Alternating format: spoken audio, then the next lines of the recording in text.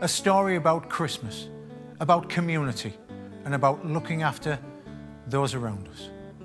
It features the vocal talents of the Barnsley bard, Ian McMillan, and the tremendous illustration of Private Eye's cartoonist, Tony Husband. Invisible.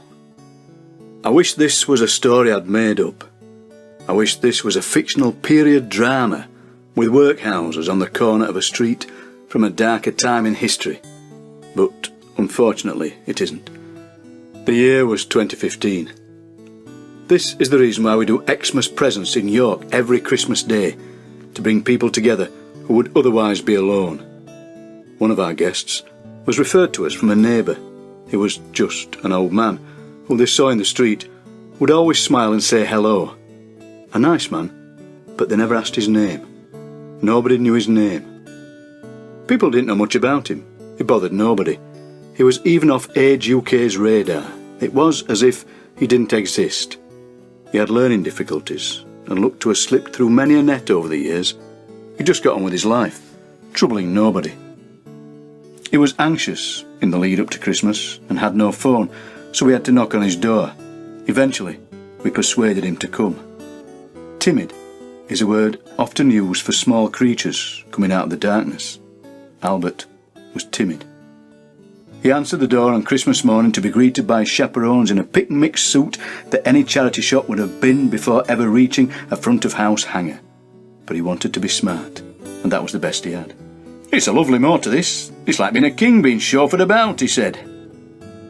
Sarah took him under her wing and gave him the best day ever. She was a nurse for people living with dementia and had used her mix of disarming charm, enthusiasm, empathy and being the best listener ever to show him that she was there for him. He danced, he sang, he even had mistletoe above his smiling face on many an occasion as he received kisses from our helpers. That smile never left his face all day. His eyes alight, more befitting a child finding that Santa Claus had been than an 89-year-old. Albert ate his body weight and then some, and couldn't believe the hospitality shown from every corner. The room was filled with joy. Like Cinderella, his ragged suit felt that it had been transformed into the finest that Savile Row could measure him up for. Today, he was Prince Charming. Every table was the top table. His eyes were like saucers as he was handed a hamper and a load of raffle prizes. He couldn't believe his luck. Are these for me? Surely someone else must need them more than me. As with all fantastic days, it flew by, from the first cuppa and conversation through a medieval banquet of a Christmas dinner as carol singing followed the Queen's speech and the biggest ever game of musical charades, gone in an instant. The time had come for reluctant goodbyes, exhausted but overjoyed. I can't tell you how much this has meant to me. This has been my best Christmas ever. We'd all captured our Christmases past. He never stopped talking in the car home as if it was about to run out of words. The same duo took him back to his flat to see that he was settled in and have a cuppa and a piece of cake with him. By this time, it was dark. His light wasn't working. The bulb long past aglow. The hallway was freezing, somehow colder than outside. Sarah put her torch on her phone to reveal nothing at all. It was empty. No furniture, no TV, no bed, no heating, nothing. Who knows how long he'd lived this way, but nobody saw because nobody had been there and nobody bothered him. He kept himself to himself and never had visitors. This is what he thought he deserved.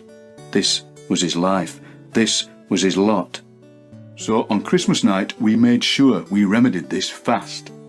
Our friends at Age UK sorted him out with some furniture and comforts for his flat. All of our team of volunteers donated everything from microwaves to pans, even to light bulbs that lit up. I don't want to tell you, I've never had one, but I'd love a wireless, he said. So we got him one, and BBC Radio York became all he ever listened to, morning, noon and night. Albert was the king of his castle, with a wardrobe full of clothes that fitted him, not from a charity shop, but bought by people.